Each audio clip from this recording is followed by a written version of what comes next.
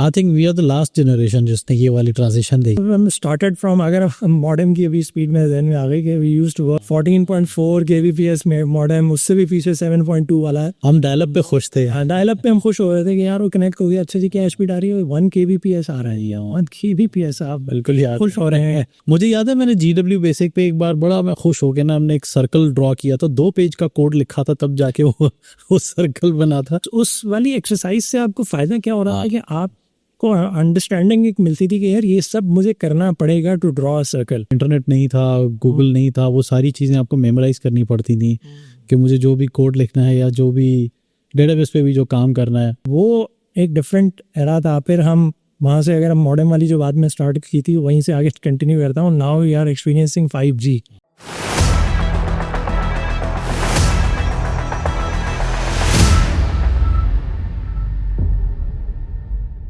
अस्सलाम वालेकुम, this is Kamal Masroor with another episode of CXO podcast talk of the town.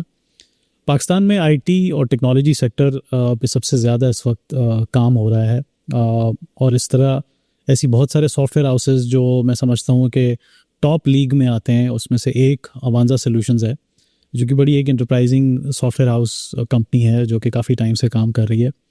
उनके chief operating officer हैं दानिश फारूक, वो आज हमारे साथ हैं। आज उनसे डिस्कस करेंगे कि पाकिस्तान की IT और टेक्नोलॉजी सेक्टर किस तरफ जा रहा है। अस्सलाम वालेकुम दानिश, कैसे हैं आप? वालेकुम सलाम जनाब, क्या हाल है? ठीक है, खैरियत से। Thank you so much for taking time. और सर प्लेजर। आज जो है वो कुछ अवांजा के बारे में भी जानेंगे, आपके बारे में भी जानेंगे, और पाकिस्तान में क्या चल रहा है वो ही देखेंगे। So Danish, tell me about yourself. कहाँ से आए, कहाँ की कौन कौन से सहरा की जो है वो कहते हैं दश्त छानी है? बस करियर से अगर स्टार्ट करें तो वैसे तो मैं बॉर्न इन कराचाइट हूँ, स्टडीज़ भी सारी वहीं से हुई। फिर उसके बाद started my career as a software engineer. मेरी एजुकेशन भी सारी जो है वो सॉफ्टवेयर इंजीनियरिंग वाली साइड पे थी। Did my bachelors and then did my masters in software engineering from Zaibis. फिर वहाँ से onward started working for the industry, started working my career as a software engineer. और फिर वहाँ से ऑलमोस्ट सारे किस्म के रोल्स, जितने भी आप टेक्निकल इंडस्ट्री में रोल्स यू कैन इमेजिन, वो सारे रोल्स हैं वो अल्हम्दुलिल्लाह मैं कुछ ना कुछ करता हुआ आया हूँ। तो IT पे कैसे आना हो, और किस टाइम की बात है ये जब आपने सॉफ्टवेयर का? मैंने अपनी ग्रेजुएशन मेरी कंप्लीट हुई थी 1999 में। ओह अच्छा। और मास्टर्स मेरा कंप्लीट हुआ 2001 में। तो मैं in parallel while I was doing my masters, so I was working as well, because मैं शाम में अपनी स्टडीज़ को खुद ही फंड कर रहा होता था। ओके। तो वो एक बड़ा थोड़ा सा अच्छा डिफ़िकल्ट और मिक्स्ड टाइप का टाइम था कि उसमें अच्छी एनर्जी भी थी, फीलिंग्स भी थी। अपने आप को खुद से आप स्पॉन्सर कर रहे होते हो तो बड़ा अच्छा लग रहा होता। और उस वक्त आप क्या कर रहे थे? सॉफ्टवेयर डेवलपमेंट ही कर रहे थे? I was working in a company as software engineer. Okay. तो started my career from Silver Soft. वहाँ हमने कुछ उर्दू वर्ड प्रोसेसर एक हुआ करता था, सदफ, जी, यू रिमेंबर, उस पर कुछ काम कर रहे थे। फिर then I moved on to Datanex. फिर वहाँ से मैं आइटम चला गया। आइटम में फिर I stayed there for almost 12 years. Okay. तो Item was UK based company. उसमें तकरीबन सारे रोल्स, जैसे मैं आपको भी बता रहा था, वो सारे रोल्स जो हैं उसके अंदर मैंने परफॉर्म किए। फ्रॉम सॉफ्टवेयर इंजीनियरिंग से लेके डेवलपमेंट से लेके analysis and trouble shooting, on site आप सपोर्ट भी प्रोवाइड कर रहे हैं कस्टमर्स को, ट्रेनिंग भी देने के लिए I had to travel to UK। अच्छा। मेरा काफ़ी एक्सटेंसिव था ट्रैवलिंग, जो है ना, UK आना जाना काफ़ी एक्सटेंसिव था। और एज आई सेड कि हर किस्म का रोल है, फ्रॉम मतलब you can name it and I have done that role already. तो टेक्निकल आर्किटेक्ट वाला रोल भी प्ले किया, प्रोजेक्ट मैनेजमेंट वाला रोल भी प्ले किया। फिर वो जो गैप ब्रिज कर रहे हैं, लर्निंग कर्व होता है। लर्निंग कर्व है, बिल्कुल ऐसी है, बिल्कुल ऐसी है। तो फिर उसके बाद समवेयर बैक इन 2012 में अवेंजा मैंने ज्वाइन किया एज देयर VP ऑपरेशंस। और उस वक़्त मैं बिल्कुल शिफ्ट हो चुका था प्रोजेक्ट डिलीवरीज की तरफ। तो I didn't do my own coding वगैरह, कुछ नहीं कर रहा था, but I was actually looking after all the deliveries whatever the Avanza solutions was doing. तो APA रीजन मेरे पास इन्होंने मुझे दिया हुआ था, एशिया पैसिफिक एंड अफ्रीका जिसको हम कहते हैं। तो इस पूरे रीजन की डिलीवरीज, प्रोजेक्ट डिलीवरीज हैं, that I needed to look after. Okay. और फिर अल्हम्दुलिल्लाह कंपनी ने थोड़ा मुझ पे ट्रस्ट किया, और उस ट्रस्ट की बेसिस पे मुझे अपना जो मीना रीजन था वो भी मेरी अम्ब्रेला में ही दे दिया। और फिर वहाँ से ऑनवर्ड्स बस वो सिलसिला चलता रहा। पीछे बहुत मेरी फैमिली की सपोर्ट, माँ बाप की दुआएं, उनकी blessings, prayers, whatever you can call it, वो सारा का सारा पीछे उसके बैकबोन वही है। मेरी तो थोड़ी बहुत ही एफर्ट है, but main backbone is there in those prayers जो मेरे पीछे चलती रही और मुझे धकेलती रही। तो एवेंजा में काफ़ी अच्छा वक्त गुजर रहा है माशाल्लाह से। और वो लैडर चढ़ते चढ़ते now I am the chief operating officer. तो ये रोल मुझे मिला after, you can call it कि after investing 22 years of my life. आज मैं तकरीबन 25 साल हो गए मुझे इंडस्ट्री में काम करते हुए। तो इतनी मतलब एक लॉन्ग जर्नी है, इसके बाद आप इस पोजीशन पे आते हो। And now I am responsible for almost everything that Avanza is doing. वो अच्छा, वो सारे आइडियाज़ जो हमारे कंसीव किए जा रहे हैं हमारे इंटरनली, उसको रियलिटी में कन्वर्ट करना, बिजनेसेस के दरमियान में गैप्स को ब्रिज करना, कस्टमर्स को फैसिलिटेट करना, how you can turn that idea into reality, ये सारी चीज़ जो है वो सॉर्ट ऑफ अब under my umbrella, under my shop है। So there is a lot that Avanza is doing. बहुत सारे फ्रंट्स पे काम कर रहा है, यू ऑलरेडी नो दैट। तो हमारे जो आप कह लें mainly we are working for the banking industry. और यहाँ पे भी एक अच्छी एक फीलिंग आती है कि यार at least we are paying back something to the society. आप एक इंडस्ट्री, ऐसी इंडस्ट्री के लिए काम कर रहे हैं जिससे हर बंदा वन वे और दी अदर कनेक्टेड है। So if you are making the people's life easier तो you are doing something great. तो वही एक पैशन है अंदर, आपको एक सेटिस्फैक्शन भी मिलती है कि यार वी आर डूइंग समथिंग जिससे कुछ ना कुछ लोगों को फ़ायदा हो रहा है।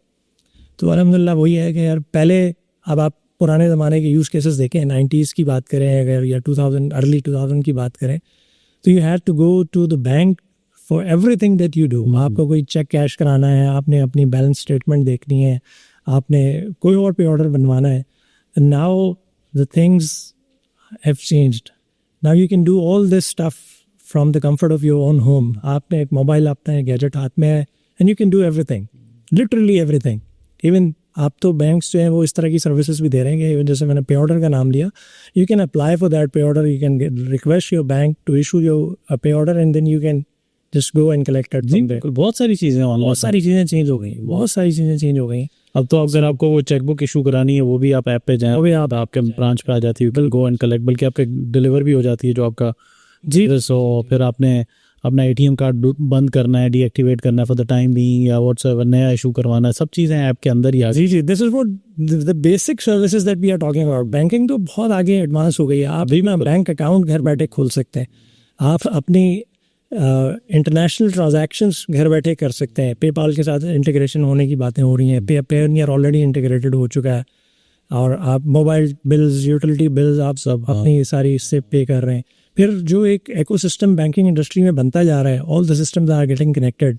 स्टेट बैंक ने अभी जैसे वो EKYC का एक प्लेटफॉर्म, जी हाँ, आई थिंक वो अवेंजा ही कर रहा है, अवेंजा इनोवेशंस कर रहा है, वो it's a sister concern company of. So थोड़ा सा बताएंगे ये किस तरह काम करेगा, है क्या EKYC क्या है? अच्छा, EKYC आप यूँ समझें कि कुछ बैंक्स ऑलरेडी अपने कस्टमर की know your customer, that is the KYC stand for, वो अपनी कुछ investigations you can call it, ये उन्होंने अपनी अब कह लें स्क्रूटनाइज किया होता है उस कैंडिडेट को या उस एप्लीकेंट को जो उनके पास अकाउंट खोलने के लिए आया है। अगर मैं एक एज एन एप्लीकेंट XYZ किसी बैंक में मेरा अकाउंट खुल चुका है तो वो स्क्रूटनी एक दफ़ा मेरे ऊपर से गुजर चुकी है। If I am going to source of income वगैरह पता करने, सोर्स ऑफ इनकम है, उसमें रेजिडेंशियल एड्रेसेस हैं, उसमें और बहुत सारी चीज़ें हैं जो बैंकिंग इंडस्ट्री जो है वो फॉलो कर रही होती है, कुछ रूल्स एंड रेगुलेशंस हैं, वो सब चीज़ें वो फॉलो कर रहे होते हैं। तो वो अपनी एक चेकलिस्ट में सारी चीज़ों को टिक मार्क कर रहे होते हैं।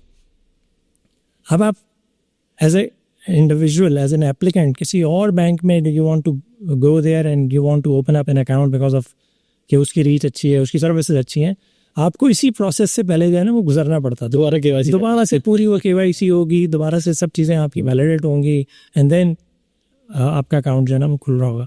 तो द आइडिया बिहाइंड इज के ये इन्फॉर्मेशन जब एक बैंक ने आपसे ले ली तो with the consent of the customer, with the consent of the applicant, ये information across the banks share की जा सकती है। सही है। तो एक सेंट्रलाइज तो नहीं कहना चाहिए बिकॉज इट्स अ ब्लॉकचेन, तो वो तो वैसे ही डिसेंट्रलाइज्ड है।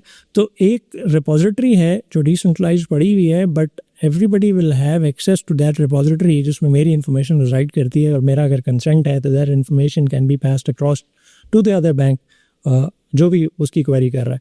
तो ये पूरा KYC का जो प्रोसेस है ये आपका ऑटोमेट हो जाएगा वंस आप एक किसी भी इंस्टीट्यूशन में आपका अकाउंट खुल जाता है, तो देन आपके लिए कोई हैसल फिर नहीं है। और ये ब्लॉकचेन फॉर्मेट में, ये ब्लॉकचेन पे हम काम कर रहे हैं इसके ऊपर। सही। तो अभी स्टेट बैंक ने इसके लिए कुछ PBA को अलाइन किया था, और PBA को ये रिस्पॉन्सिबिलिटी। अभी ये सैंडबॉक्स पोजीशन में नहीं है ये अभी ये सैंडबॉक्स से भी थोड़ा सा आई वुड से कि आगे आगे। चल चुका है। कुछ बैंक्स इसके ऊपर काफ़ी आगे जा चुके हैं, तो फेजेस के अंदर ये चीज़ चल रही है। तो और इसकी कोई टाइम ड्यूरेशन की कोई वैलिडिटी है कि ये इतने टाइम के लिए KYC एप्लीकेबल है, मे बी 3-4 महीने बाद 6 महीने तो बाद? रूल्स ड्राइव करेगा PBA या स्टेट बैंक खुद से कि यार आप डू यू नीड टू रीवैलिडेट, क्योंकि वो अपडेट होती रहेगी इन्फॉर्मेशन। हाँ ये जी बिल्कुल है। सही है। तो बट अभी मेरे जहन में नहीं है कि अगर ऐसा कोई टाइम फ्रेम उन्होंने डिफाइन किया है, but this is something that obviously वो पॉलिसी मेकर्स हैं, तो वो दे नीड टू वेट के वो किस तरह से। सो दानिश, अवांजा क्या और किन एरियाज में काम करी? ओवरऑल क्या आपका ऑर्गेनाइजेशन साइज क्या है, कहाँ कहाँ पे आप लोग? सर इट्स यू कैन से 500+ एम्प्लॉय कंपनी, और पाकिस्तान में वी आर ऑलमोस्ट एवरीवेयर। तकरीबन 50-60% ऑफ द बैंकिंग इंडस्ट्री में हमारे सॉल्यूशंस चल रहे हैं। कोई भी बैंक मेरे ख्याल में ऐसा नहीं होगा एक आध छोड़ के जिसमें हमारा कोई ना कोई सॉल्यूशन ना चल रहा हो। तो अल्हम्दुलिल्लाह अवेंजा इस हिसाब से आप देखें तो ऑलमोस्ट एवरी बैंक में वी हैव ऑलरेडी पेनिट्रेटेड, कुछ ना कुछ हमारा सॉल्यूशन चल रहा है। अगर हम पाकिस्तान से हट के बात करें तो we are working in different countries, different region. ME के अंदर पूरा GCC आ जाता है, बहरीन, कुवैत, कतर, सऊदी में हम काम कर रहे हैं साहिब के साथ। इसी तरह अफ्रीका रीजन में हम काम कर रहे हैं, Uganda, Ethiopia, Kenya, even Somalia, Sudan में भी हमने प्रोजेक्ट्स किए। तो we are doing lot of things in अगर आप जोग्राफिकली देखेंगे तो ऑलमोस्ट बहुत बड़ा एक रीजन है अफ्रीका का, पाकिस्तान, बांग्लादेश, अफगानिस्तान में हम काम कर रहे थे। और फिर ये वाला जो रीजन मीना का रीजन कहलाता है, मिडल ईस्ट वाला, इसमें हम काम कर रहे हैं। Even we were working there in Kyrgyzstan, वहाँ का जो KICB बैंक है उसमें हमारा कॉल सेंटर का सोल्यूशन चलता है। So we're doing a lot of stuff mainly for the banking industry, but we are trying to tap the other industry vertical as well, because हमारे पास जैसे कॉल सेंटर या CRM वाला solution है, we can use this solution to tap other markets as well. तो different आपकी hospital की health care की industry हो गई, even in that industry you need some kind of CRM या some kind of call center solution. Insurance companies को solution चाहिए होता है, तो अवेंजा ये सब कर रहा है। और इसके अलावा अभी रिसेंटली हमने अफ्रीका के अंदर एक इवेंट किया था इथियोपिया के अंदर, जिसमें we try to engage all the C-level executives of that banking industry, और उनको हम अपनी चीज़ें प्रेजेंट कर रहे थे कि this is what Avanza has to offer, and we see that there is a gap in the market and we can obviously come in and give you a head start. तो वो अच्छा खासा एक event हमारा successful हुआ, और उसके ऊपर अभी काफ़ी सारी वर्किंग हो रही है, लीड जनरेट हो रही है। इंशाल्लाह we will be there very soon. तो काफ़ी सारा काम वहाँ से एक्सपेक्ट कर रहे हैं। इन एडिशन टू दैट अभी रिसेंटली अवेंजा ने सेल्सफोर्स के साथ, जो सेल्सफोर्स एक बड़ा नाम है CRM की इंडस्ट्री में, उसके साथ वी हैव डन पार्टनरशिप। तो हमारी एक अपनी प्रोडक्ट है यूनिसन के नाम से, जो CRM सोल्यूशन है। इन एडिशन टू दैट हमने सेल्सफोर्स के साथ पार्टनर किया कि सेल्सफोर्स के पास एक डिफरेंट स्केल का आप यू कैन से कि जी एक सोल्यूशन है, और अवेंजा के पास लास्ट 25-26 years ऑफ एक्सपर्टीज़ हैं कि जी how you will implement this solution और CRM solution in any bank. तो वो मिक्स ऑफ एक स्पेशलिटीज़ आप कह लें कि वो टेक्निकल साइड उनकी है, उसके ऊपर हम अपनी इम्प्लीमेंटेशन डेवलप कर रहे हैं, और हम काफ़ी हद तक उसमें आगे जा चुके हैं। And then now we are offering something which you can say as a bundle कि जी platform, you already know that कि जी सेल्सफोर्स का प्लेटफॉर्म है, सो टेक्निकली आप उसकी ड्यू डिलिजेंस अपने हिसाब से कर लेते हैं, और इम्प्लीमेंटेशन में यू ऑलरेडी नो कि जी Avanza is there in the industry and implementing CRM solutions for the last 25-26 years। तो वहाँ पे भी you can count on that. तो ये दोनों साइड का जो है वो एक अच्छा मिक्स बन गया, दोनों साइड की एक्सपर्टीज एक्सेलेंट। तो this is what we are going to offer in the market. Excellent. इंशाल्लाह। सो इसके अलावा आप कस्टमाइज सॉफ्टवेयर वगैरह या सिस्टम इंटीग्रेशन कस्टमाइज वाली साइड पे अब हमने अपना थोड़ा सा कम किया है काम ना। Initially we were doing a lot of customisations. हमने होम रेमिटेंसेस के सिस्टम्स पे काम किया, एस्क्रो के लिए, मिडल ईस्ट मार्केट के लिए काम किया, इसी तरह मैट्रिक्स एक हमारा सिस्टम था उसके लिए हमने काम किया। बट नाउ अब थोड़ा सा हम प्रोडक्ट ओरिएंटेड हैं, प्रोडक्ट पे फोकस करते हैं, सो दैट वी कैन, आप कह लेंगे जी प्रोडक्ट एक मैच्योर होती चली जा रही है। अभी कस्टमाइज प्रोडक्ट्स के अंदर ये होता है कि आप हमेशा एक फ्रेश स्टार्ट लेते हैं।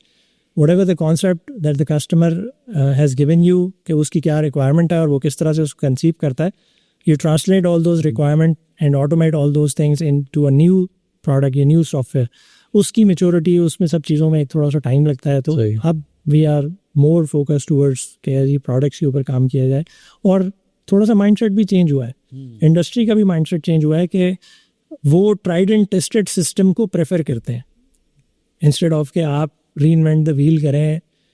in these days in the world, whatever the idea that comes or pops up to your mind, अगर आप उसको चैट जीपीटी या गूगल करेंगे ना तो you will see कि somebody has already done it। सही है। so there is no point कि आप उसको दोबारा से reinvent the wheel करेंगे जी मैं इससे कुछ अच्छा बना लूँगा। whatever those guys have done, आप उससे आगे बिल्ड करें so that आपकी ग्रोथ, आपकी एक्सेलरेशन जो है ना मज़ीद तेज़ हो सके और इंडस्ट्री को उससे फ़ायदा हो। सही। आप अगर अपनी इन्वेंशन लेके आना शुरू करेंगे, अनलेस के you are inventing something very new जो कि आज दुनिया में एग्जिस्ट ही नहीं करती, जिसके चांसेस ना होने के, जिसके चांसेस आप क्लोज टू 1-2% रह गए हैं, because I can not think of any idea जो कि ऑलरेडी एग्जिस्ट ना करता है। ऐसा ही है। तो ये इसके लिए एक्सीलेंट। सो सिस्टम इंटीग्रेशन में भी हैं सिस्टम्स इंटीग्रेशन। हाँ जी, मतलब कोई ऐसे पार्टनर्स है जिनके साथ आप मिलके को काम कर रहे हैं? जी जी जी जी अवेंजा तो अच्छा, बैंकिंग का जो इकोसिस्टम है ना उसमें इंडिविजुअल कोई भी वेंडर कुछ खास रोल प्ले नहीं कर पाता, because they have an ecosystem. उनके पास कोई बीसीओ सिस्टम्स चल रहे होंगे और सारी इंटीग्रेशन की होगी, तभी आपका वो ओवरऑल इकोसिस्टम जो है ना वो काम करेगा। तो अगर आपकी सिस्टम इंटीग्रेशंस नहीं है तो then system will not work. आप कोई भी रॉबस्ट तरीन सोल्यूशन लेके आ जाएं, बहुत रिलायबल सोल्यूशन लेके आ जाएं, बहुत अच्छी ऑफरिंग वाला सोल्यूशन लेके आ जाएं, but if that system is not connected तो आप उससे फ़ायदा नहीं। दानिश, आपने ऑब्वियसली वो .com वाला टाइम भी देखा। हाँ, उस टाइम पे, जिस टाइम पे वो आई थिंक डॉस बेस्ड चीज़ें बहुत पुरानी। हाँ, खैर मैंने तो वो टाइम भी देखा जब GW बेसिक होता था। जी जी, I worked on it. DOS हुआ करता था 6.2 जिसमें हम GW बेसिक का वो वाला वर्जन चलाते थे। तो वो एक और सॉफ्टवेयर था बेसिक के नाम से, उसकी डेटाबेस भी अपनी होती थी। मैं भी शायद फॉरगेटिंग। तो बेसिक एक पूरा एक होता था जिसके ऊपर आप DBase 3+, सॉरी, हाँ मैंने सुना।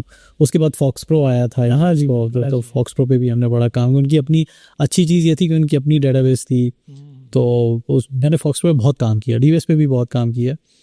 सो वो ट्रांजिशन आपने देखी जब वो पहला विंडोज़ 3 आया था, 3.1 आया था ना। हम कहते हैं यार ये विजुअली कोई चीज़ होती है। हाँ, अच्छा, तो वो उससे आदी थे ना कि यार वो टेक्स्ट बेस्ड एक प्रॉम्प्ट है, उसके ऊपर आप लिख के बैच फाइल चला रहे हैं। हाँ, सो मुझे याद है मैंने ना वो ग्रीन कलर के मोनोक्रोम थॉमसन मॉनिटर्स पे और वो डॉट मैट्रिक्स प्रिंटर्स पे भी हमने उस टाइम पे वो काम किया हुआ है, जब वो फ्लॉपी से जी बूट होता था और वो 20 MB की हार्ड डिस्क, पता नहीं क्या कहानी होती थी। सो वो ट्रांजिशन पूरी ओवरऑल आपने देखी है, ऑब्वियसली मैंने भी देखी है। तो अब जहाँ पे आप इस वक्त देख रहे हो कि IT, पता नहीं देखे ना टेक्नोलॉजी कहाँ, ट्रांसफॉर्मेशन कहाँ पहुँच गई है। फिर इसको अगर आप रिलेट करें अवेंजा के साथ भी कि सिंस दे हैव स्टार्टेड, क्या वो ट्रांसफॉर्मेशन रही, क्या वो जर्नी रही, आज जहाँ अवेंजा खड़ा हुआ है और आज जो गैप आप देख रहे हैं overall Pakistan IT technology ecosystem में, इसमें अगर कुछ बताना चाहो। अच्छा, वैसे तो ये बड़ा बहुत आपने ऐसा ब्रॉडर क्वेश्चन थ्रू कर दिया, बट अगर आप वैसे ओवरऑल ट्रांजिशन की बात करें ना तो आई वुड से कि यार वी वर लकी कि हमें वो दौर हमने देखा जिसमें मतलब कंप्यूटर का होना किसी के पास बहुत बड़ी लग्जरी कहते थे कि यार ये तो बड़ा ज़बरदस्त कोई लग्जरियस इसने इसका बड़ा ऐसा कुछ है कि इसके पास अपना कंप्यूटर है यार, उस पर काम कर रहा है। अच्छा, वो कंप्यूटर क्या होता था जी? 8086 है उस ज़माने की। और लेकिन उसमें हमें why I'm saying कि we were lucky to have that era हम उसमें बहुत सारे कॉन्सेप्ट्स हमारे उसमें ना ग्रूम हुए। आज इंडस्ट्री में आपको जो नई जनरेशन नज़र आती है, अनफॉर्चुनेटली बिकॉज उन्होंने वो एरा नहीं देखा, उन्होंने बहुत आगे से, बहुत जब टेक्नोलॉजी एडवांस हो गई तो वहाँ से स्टार्ट किया, तो वहाँ वो आपको फील आता है कि यार बिहाइंड द सीन इस प्रोग्राम में, इस सॉफ्टवेयर में, इस सोल्यूशन में क्या चल रहा है, वो शायद ये उस तरह नहीं कंसीव कर पाते जिस तरह शायद पुरानी पब्लिक को समझ में आता है कि यार अच्छा ये चीज़ें ऐसे पीछे से आपस में इंटीग्रेट हो रही हैं, इस तरह से चल रही हैं, यहाँ ये इशू आ सकता है। और आप वो इशू जो विजुलाइज कर सकते हो, जो नई जनरेशन है उसको अनफॉर्चुनेटली चूँकि वो एरा नहीं मिला, आई एम नॉट सेइंग दैट, अब तो सारे ड्रैग एंड ड्रॉप है ना, अब तो आप तो जी, जो पुराने ज़माने की अगर बात करें तो हम बहुत सारे प्रोग्राम्स जो है ना वो टेक्स्ट बेस्ड लिखा करते थे, फिर इवेंट ड्रिवन प्रोग्रामिंग स्टार्ट हो गई, सीक्वेंस में आपका फ्लो चला करता था, फिर इवेंट ड्रिवन हो गई, जी कस्टमर का जो भी इवेंट आया उस इवेंट के ऊपर प्रोग्राम काम कर रहा है, तो वो एक चेंज आया। फिर उसके बाद आहिस्ता आहिस्ता टेक्नोलॉजी में मेजर शिफ्ट आना शुरू हो गया। मेरा ख्याल है कि अगर मैं ये कहूँ कि हम जो जनरेशन गुजरी, हमारी जो जनरेशन है, हमने जितनी एडवांसमेंट देखी टेक्नोलॉजी में, प्रॉबली कोई और जनरेशन शायद इतनी एडवांसमेंट ना देख। I think we are the last generation जिसने ये वाली ट्रांजिशन देखी। ये वाली हम स्टार्टेड फ्रॉम, अगर हम मॉडेम की अभी स्पीड में ध्यान में आ गई कि we used to work 14.4 kbps में मॉडेम, उससे भी पीछे 7.2 वाला है। हम डायलअप पे खुश थे। हाँ, डायलअप पे हम खुश हो रहे थे कि यार वो कनेक्ट हो गया, अच्छा जी क्या स्पीड आ रही है, 1 kbps आ रहा है, 1 kbps, आप बिल्कुल याद, खुश हो रहे हैं। नेटस्केप का ज़माना होता। मुझे याद है मैंने GW बेसिक पे एक बार बड़ा मैं खुश हो गया ना, हमने एक सर्कल ड्रॉ किया था, 2 पेज का कोड लिखा था, तब जाके वो सर्कल बना था। ऐसी अब देखो चीज़ें, बट उस वाली एक्सरसाइज से आपको फ़ायदा क्या हो रहा है कि आपको अंडरस्टैंडिंग एक मिलती थी कि यार ये सब मुझे करना पड़ेगा टू ड्रॉ अ सर्कल, ये सब मुझे करना पड़ेगा अगर मैं अपनी UI बेहतर करना चाहता हूँ। I used to work in C, और उसमें मैं ग्राफिक्स वाली साइड पे काफ़ी काम कर रहे, तो उसमें छोटे छोटे काम करने के लिए ना आज जो आप विद इन अ सेकंड कर लेते हैं, ड्रैग ड्रॉप करके एक ग्रिड आपने उठाई और लगा दी, उसमें सारे फिल्टर्स, सारे इवेंट्स, सारे ट्रिगर्स चल रहे हैं, उसको बनाने के लिए वो एक अलग प्रोजेक्ट होता था। फिर 2-3 महीने लगेंगे आपको, and even after those 2-3 months you are not confident कि यार मैंने सारे केसेस कवर करे। एग्जैक्टली। सो वो एक डिफरेंट एरा था। फिर हम वहाँ से, अगर हम मॉडेम वाली जो बाद में स्टार्ट की थी वहीं से आगे कंटिन्यू करता हूँ, now we are experiencing 5G।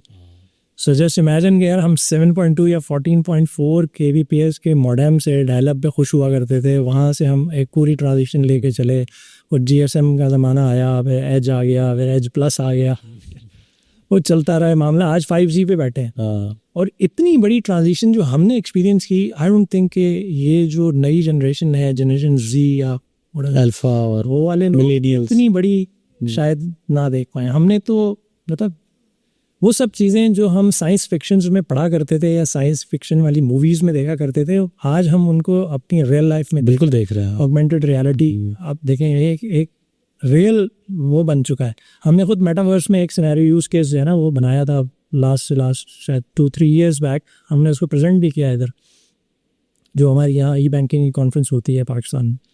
तो वो सब चीज़ें अब now they are turning into reality. वो सब चीज़ें जो आप सोचा करते थे, तो आई डोंट थिंक कि ये सब ये लोग एक्सपीरियंस कर पाएंगे।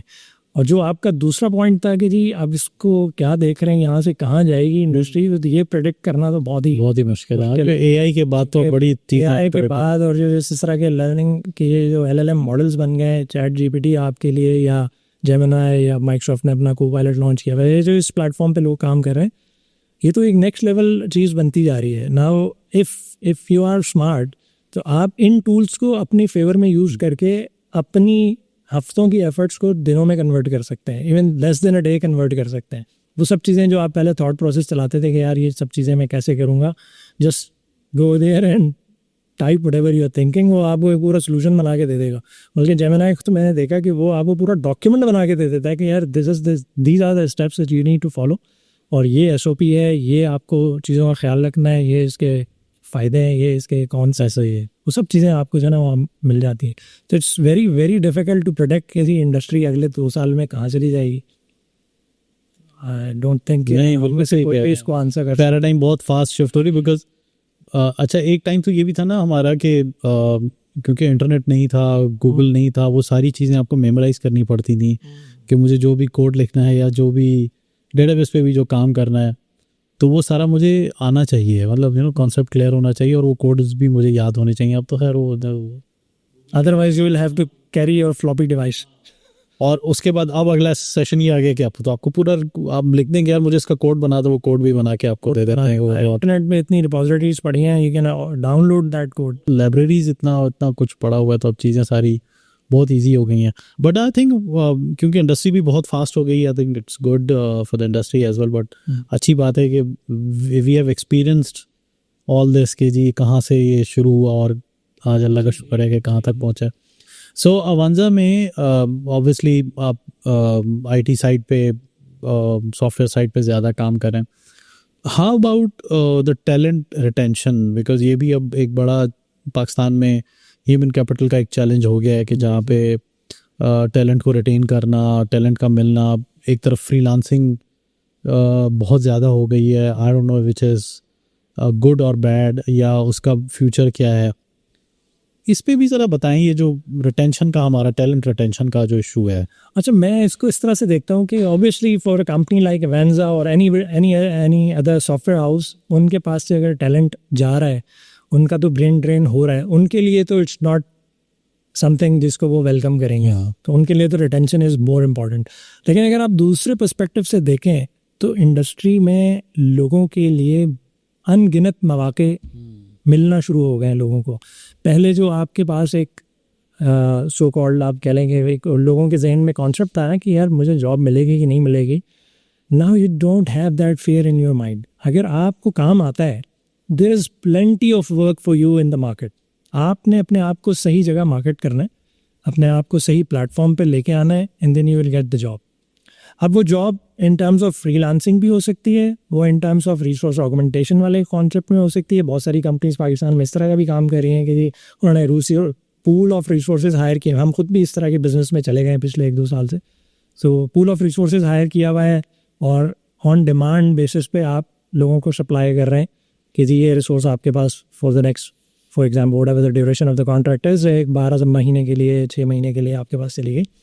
तो coming back to the point I was trying to make के जो रिसोर्सेज के लिए या इंडस्ट्री में जो लोग आके काम करना चाह रहे थे, उनके लिए अब अनगिनत मौके स्टार्ट हो गए। एग्जैक्टली। सो आप कह लें कि जी कंपनीज जिन्होंने रिसोर्सेज ऑन बोर्ड की हुई थी ऑन देयर पेरोल, और वो उनको लेके उन पर डिपेंड करके आगे चलते थे, उनके लिए एक ट्रिकी सिचुएशन है कि how to retain those resources. लेकिन दूसरी तरफ अगर मार्केट में देखें, ये पाकिस्तान के पर्सपेक्टिव से देखें या हमारी इस जनरेशन के पर्सपेक्टिव से देखें, तो इनके लिए this is the best opportunity. आप फ्रीली काम कर सकते हैं, बहुत काम है, और आपको किसी के साथ किसी किस्म की कोई परेशानी करने की ज़रूरत नहीं है। अगर आपको काम आता है, there is plenty of work for you in the market. तो मेरे पास तो मिक्स वाला व्यू है। रिटेंशन अगर कंपनी के पर्सपेक्टिव से कहेंगे तो वो बहुत डिफ़िकल्ट हो गई है because of the challenges that we are facing, कि मार्केट में इतना कंपटीशन स्टार्ट हो गया है कि आप एक लेवल तक ही जा सकते हैं ट्रेन करने के लिए। समटाइम्स वो उस लेवल को ब्रीच कर जाती है वो चीज़, और फिर आप कहीं भी नहीं खड़े होते। तो हम दूसरी तरफ थोड़ी सी ये कोशिश करते हैं कि यार हम अपना ब्रेन ड्रेन जो है उसको मिनिमाइज कैसे कर सकते हैं, सही, so that we can come out of this kind of situation. जब भी अगर इस तरह की सिचुएशन बन जाए तो हम उससे बाहर निकल सकें, हम अपनी ह्यूमन डिपेंडेंसी को मिनिमाइज करने की कोशिश कर रहे हैं with the help of tools. जैसे मिसाल के तौर पे माइक्रोसॉफ्ट का एक पूरा कोलैबोरेशन का प्लेटफॉर्म है, तो वो टूल्स अगर आप सही यूटिलाइजेशन की स्टार्ट कर दें तो आई वुड से कि 60-70% आप अपना ब्रेन ड्रेन जो है ना वो बचा लेते हैं। ऑब्वियसली लाइक फॉर लाइक तो नहीं हो सकता, बिकॉज एक ह्यूमन की कोई रिप्लेसमेंट नहीं है, even in terms of AI भी नहीं है, रोबोट्स भी नहीं है, चैट जीपीटी भी आपकी रिप्लेसमेंट नहीं बन सकता, बिकॉज बहुत सारी जगहों पे इमोशंस भी चाहिए होती हैं, बहुत सारी जगहों पे आपका पिछला बैकग्राउंड हिस्ट्री सारा कुछ आपको जो है ना वो बैक कर रहा होता है टूवर्ड्स समथिंग। तो वो सब चीज़ें तो नहीं हो सकती, और वो जो कॉन्टेक्स्ट है आपके पास वो भी ज़ाहिर है इस तरह के टूल्स में जो आपको मिल रहा है वो नहीं मिल पाएगा। तो वी लैक देयर, बट जो नॉलेज है किसी भी प्रोडक्ट से रिलेटेड या किसी भी सिनेरियो से रिलेटेड, उस चीज़ को आप ज़रूर सेफ गार्ड कर लेते हैं कि यार चलो एटलीस्ट स्टार्ट, हम फ्रॉम ज़ीरो से स्टार्ट नहीं कर रहे होंगे। So this is how we are trying to tackle our retention के सॉरी रिटेंशन नहीं, मतलब रिटेंशन का जो चैलेंज है, जिसको जब रिटेंशन हम नहीं कर पाते तो फिर हम इस तरफ वाला प्लान भी लेके चल रहे होते हैं जो इन पैरेलल एग्जीक्यूट होता रहता है. सही सही. So that's how we are trying to handle this kind of challenge. Okay, excellent. So अभी ज़्यादा फोकस आपका कौन सी मार्केट्स के ऊपर है इन टर्म्स ऑफ अवांजा?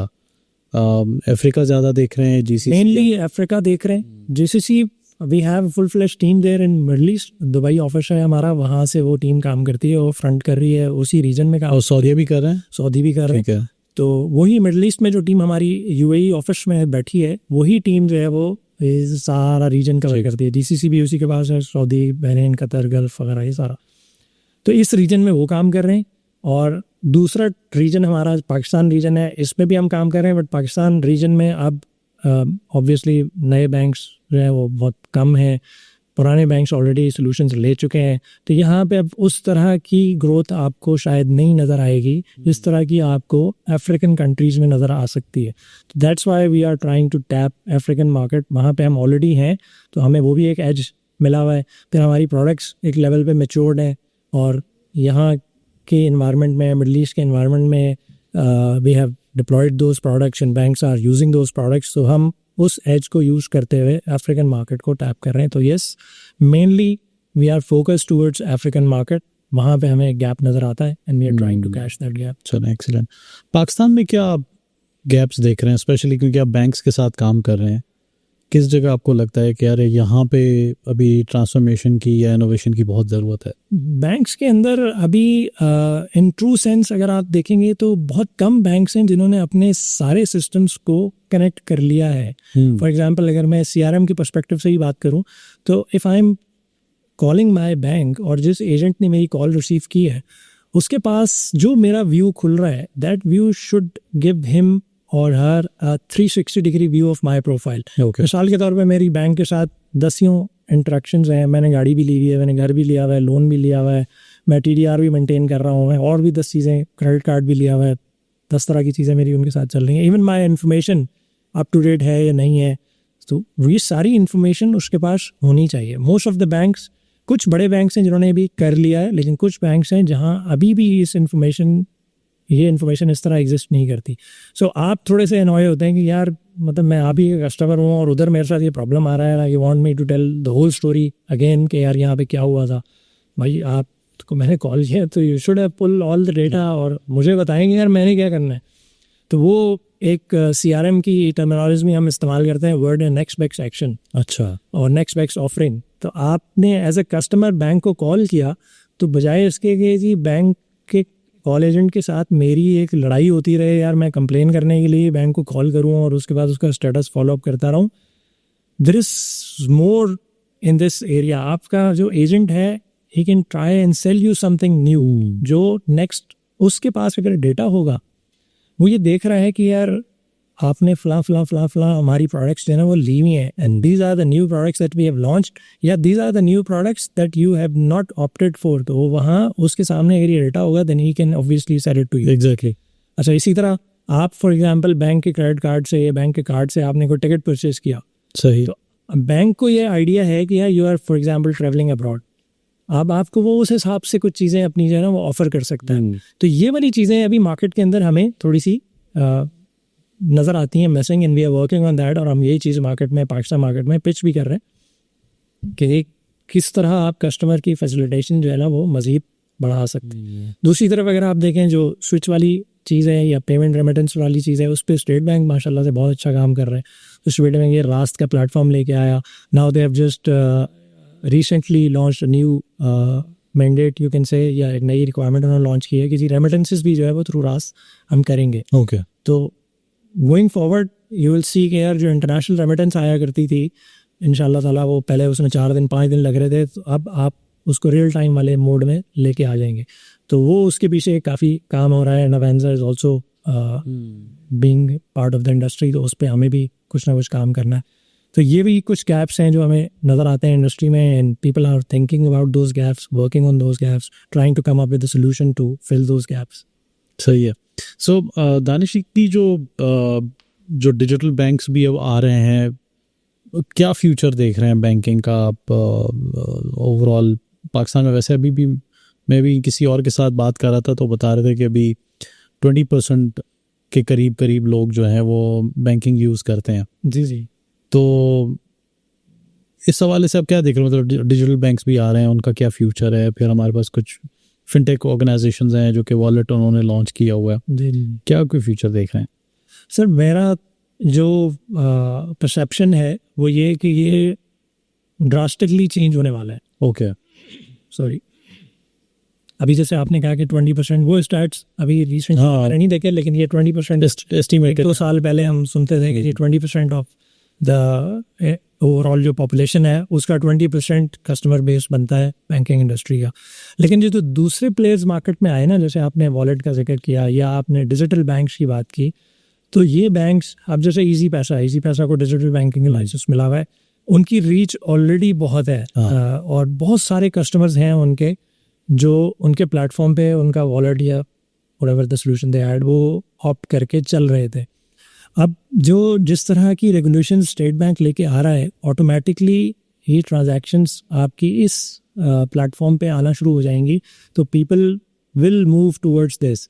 हाँ अच्छा, हमारे यहाँ थोड़ा सा एक प्रॉब्लम ये भी है पाकिस्तान में कि लिटरेसी रेट चूँकि इतना ज़्यादा नहीं है, तो वो जो रिमोट एरियाज़ में लोग बैठे हैं दे डोंट फील कंफर्टेबल, या उनको गैजेट्स चलाना नहीं आते, या they shy away from the banks, they shy away from the people जो कि इस तरह की कम्युनिकेशन करते हो वो। लेकिन sooner or later they will be on this platform as well. So this is my perception कि ये ऑटोमेटिकली ये ट्रांजिशन होने वाली है, चेंज होने वाला है। स्टेट बैंक ने एक और ड्राइव भी चलाई है इस्लामिक बैंकिंग के परस्पेक्टिव से, तो 2028 तक जो इस वक्त की डेट्स हैं उसके हिसाब से all the banks will transform themselves towards Islamic banking. Okay. तो उससे भी आई एम श्योर कि वो जो एक कॉन्सेप्ट था लोगों के जहन में कि नहीं यार कन्वेंशनल बैंकिंग में नहीं जाना, वो लोग भी फिर ऑब्वियसली इस तरफ आएंगे। तो दिस इज़ व्हाट आई सी कि यार आहिस्ता आहिस्ता आपका जो कैश बेस्ड ट्रांजैक्शंस हैं या जो आपकी अनडॉक्यूमेंटेड इकोनॉमी चलती रहती है वो ऑटोमेटिकली जब बैंक पे शिफ्ट होगी तो बहुत सारी चीज़ें आपकी क्लियर हो जाएंगी। एक्सेलेंट। और एज यू मेंशन अवंजा काफ़ी सारे एरियाज़ में काम कर रहा है। अगले कुछ सालों में अवंजा के आप कहाँ पे देख रहे हैं कि ऑब्वियसली वो क्योंकि इनोवेशन की तरफ भी जा रहे हैं, किस जगह आप लोगों के क्या एनविजन कर रहे हैं, विजन क्या है कि ऑर्गेनाइजेशन को कहाँ ले जाना है? सर अभी हम कोशिश कर रहे हैं कि जितनी जो नई टेक्नोलॉजीज़ हैं ना, जो नेसेंट टेक्नोलॉजीज़ में आप कह लें ब्लॉकचेन पे काम कर लें, मेटावर्स पे हमने कुछ काम किया भी है ऑलरेडी। सिमिलरली आपकी वो टेक्नोलॉजीज़ जैसे ऑगमेंटेड रियलिटी, वर्चुअल रियलिटी, इनके ऊपर आपको कुछ सॉल्यूशंस और कुछ प्रैक्टिकल यूज़ केसेस बिल्ड करने पड़ेंगे। ओके। अगर आप उन चीज़ों को टैप करते हैं तो देन आप इंडस्ट्री में एक नया आप कह लें कि एक नई चीज़ इंट्रोड्यूस कराएंगे मार्केट में। अभी थोड़ा सा आपको भी शायद ये फील होता हो कि यार हर बैंक ने एक मोबाइल ऐप ऑफर की हुई है और it's pretty much the same, ठीक है, उसका यूज़र एक्सपीरियंस डिफरेंट होगा, कुछ आसानी से काम हो जाएगा, किसी जगह थोड़ा 3-4 क्लिक ज़्यादा करने पड़ेंगे, but at the end of the day आप you are doing the same thing. सही है। जब आपका वो एक्सपीरियंस चेंज होता है, ऑगमेंटेड रियलिटी में आप चले जाते हैं या वर्चुअल रियलिटी में काम करते हैं आप, या इवन मेटावर्स में से कुछ इतना ज़्यादा भी नहीं फ्लरिश हुआ, या ब्लॉकचेन पे आप काम करते हैं, जैसे अभी मैंने ये थोड़ी देर पहले आपको रेमिटेंस वाली चीज़ बताई, इसके पीछे भी कहीं ना कहीं आपको कोई क्रिप्टो का आंसर नज़र आएगा। ओके जी ये पीछे से कहीं क्रिप्टो के साथ लिंक हो रहा है। फिर जैसे अभी स्टेट बैंक के या पाकिस्तान के अंदर एक ये भी ड्राइव चल रही है कि जी क्रिप्टो वाली चीज़ को भी किसी तरीके से लीगलाइज किया जाए, उसके ऊपर भी कुछ थॉट प्रोसेस चल रहा है, अभी कुछ शायद फाइनल नहीं हुआ है उस हवाले से। But this is where you see कि जी ट्रांजिशन किस डायरेक्शन में होने वाली है, and if you are looking towards that transition तो आपने अपने आप को, अपने सिस्टम्स को, अपनी प्रोडक्ट्स को भी उस हिसाब से ग्रूम करना है कि आप वो गैप जब मार्केट में क्रिएट हो तो you will be able to tap in and उस गैप को आप कैश कर लें। तो हम भी उसी डायरेक्शन में काम कर रहे हैं। जो हमारी अपनी product development in house in our own lab हो रही है, उसी चीज़ को सामने रखते हुए हो रही है कि जी हम इस तरह के यूज़ केसेस को किस तरह बना सकते हैं, कैसे यूज़ केसेस सोच सकते हैं, क्या कंचीव कर सकते हैं और उसको कैसे रियलिटी में ला सकते हैं। Obviously I will not like to disclose those use cases. वो हम अपनी जो हमारी एग्जिबिशंस होती हैं उनमें हम 1-2 यूज़ केसेस लेके आते हैं और मार्केट के सामने रखते हैं, तो वहाँ सब लोगों के सामने वो चीज़ आ रहती है, because you know there is a lot of competition in this area. Exactly ऐसा ही है, बिल्कुल सही बात है। सो या एआई को कहाँ देख रहे हैं आप? पाकिस्तान में हम किस स्टेज पे हैं अभी? ये सारी चीज़ें जैसे चैट जीपीटी रिलेटेड आप चीज़ें कर रहे हैं ना, ये इसके पीछे बेस्ड इंजन तो एआई ही है। वो आपकी चीज़ों से लर्न किए चला जा रहा है। हम लोग क्या वो बस वो प्रॉम्प्ट जनरेटर ही रहेंगे? नहीं, दैट डिपेंड्स कि आपने अपना किस तरह विजुलाइज किया है उसको। अच्छा, एआई, बहुत सारे लोग इस चीज़ को यानी कह रहे होते हैं कि यार एआई विल रिप्लेस ह्यूमंस।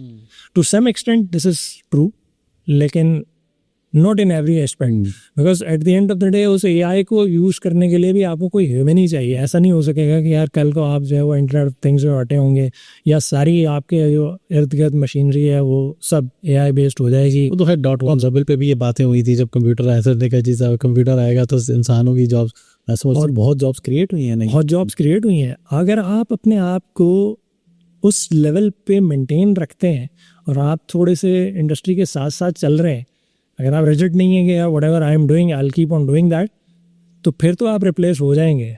अगर आप, सॉरी मैं उल्टा कह गया, कि अगर आप रिजिड नहीं हैं सही, तो फिर you will continue to grow with the industry. अगर आप रिजिड हैं तो then you will be replaced by those systems. ऐसा ही है। तो पाकिस्तान में अभी, पाकिस्तान थोड़ा सा हमेशा इंडस्ट्री से पीछे, ओवरऑल ग्लोबल इंडस्ट्री की बात करें तो उससे थोड़ा पीछे ही चल रहा होता है।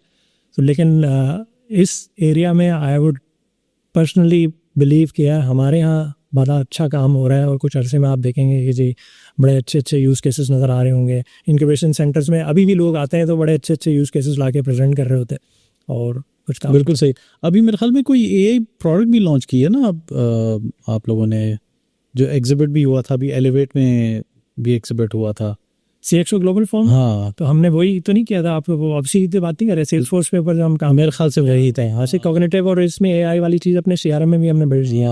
अच्छा, तो I can not exactly recall कि वो उसमें क्या हो रहा था, because I was not there. मैं इधर इस्लामाबाद में था, वो कराची में हो रहा था, तो I can not exactly recall. But वहाँ हम अपना फ्लैगशिप लेके चल रहे थे CRM, और उसके अंदर हम काफ़ी काम कर रहे हैं कॉग्निटिव वाली चीज़ों पे भी, एआई बेस्ड चीज़ों पे भी।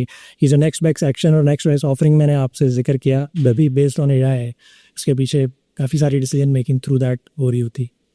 अमूमन दानिशी तासुर होता है कि कराची वाले लोग जो हैं वो जब आके इस्लामाबाद रहते हैं तो उनको मज़ा नहीं आता। अच्छा, कैसा लग रहा है आपको यहाँ पे सिंस यू? मैं भी आ गया था, मैं 2020 में मैं भी शिफ्ट हो गया था। अच्छा, हाँ, तो कैसा जा रहा है? क्या मुझे तो मज़ा आ रहा है। मतलब मैं ये तो नहीं कहूँगा कि नहीं यार कराची है, इस्लामाबाद है। हाँ, तो कराची वाले जो प्रॉब्लम्स हैं वो आपको इस्लामाबाद में नहीं मिलते। कराची वाली जो आप फ्लेक्सिबिलिटी थी वहाँ, जो कुछ आपकी रीच में था, वो शायद इस्लामाबाद में आपको उसके लिए थोड़ा ढूंढना पड़ता है, ये है। बट इन जनरल मुझे तो बड़ा मज़ा आ रहा है। इस्लामाबाद का वेदर बड़ा डिफरेंट है। इस्लामाबाद ओवरऑल एक छोटी चूँकि सिटी है एज़ कम्पेयर टू कराची, तो आपको वो ट्रैवलिंग में इतनी हैसल नहीं होगी, ट्रैफिक इतना नहीं है, वो वाली चीज़ों पे आप पीसफुल हो जाते हैं। ज़रा सा सिक्योरिटी के पर्सपेक्टिव से देखें तो कराची में अब बड़े मामला डिफरेंट डायरेक्शन में चले गए। Islamabad is one of the probably the most peaceful cities.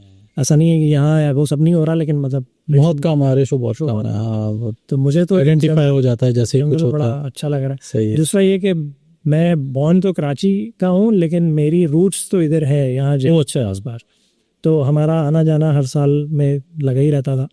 तो इस वजह से भी मुझे इतना ज़्यादा फील नहीं हो रहा, बल्कि मुझे तो इसलिए भी शायद मज़ा आ रहा है कि यार I am very close to my जो रूट्स थी, जहाँ मेरे एंसेस्टर्स थे, वहाँ पे मैं करीब पहुँच गया हूँ। सही। तो बहुत सारे ख़ानदान के लोग अभी भी यहाँ सेटल्ड हैं, मेन जेलम सिटी के अंदर, फिर आगे एक हमारा गाँव है उसके अंदर भी। अच्छा, वेरी नाइस। तो वो एक बड़ी अच्छी गैदरिंग बन जाती है उनके साथ। कराची में तो you are very far from here, हाँ वो ऑल द वे फ्लाई, हाँ वो फिर आपको उल्टा मुश्किल पड़ता होगा। हाँ, डिफिकल्ट हो जाता है टू मैनेज, तो फिर आप वन से वाइल ही कर रहे होते हैं। यहाँ पे ये है कि it's very easy for you कि आप इवन इफ यू वांट तो you can go and visit them on every weekend. Excellent. तो मुझे तो इसलिए बड़ा मज़ा आ रहा है। तो I am not like other Karachiites. ज़बरदस्त। So thank you so much Danish, आपने टाइम निकाला। हम शायद एक और सेटिंग भी आपके साथ करेंगे, शायद कराची में कर लें, यहाँ पे दोबारा करें। We'll talk about other things as well. So thank you so much for joining us, sir. Thank you very much for having me, sir. Thank you. It was a pleasure meeting. Thank you. So thank you so much, ji. Keep watching CXO podcast, Talk of the Town.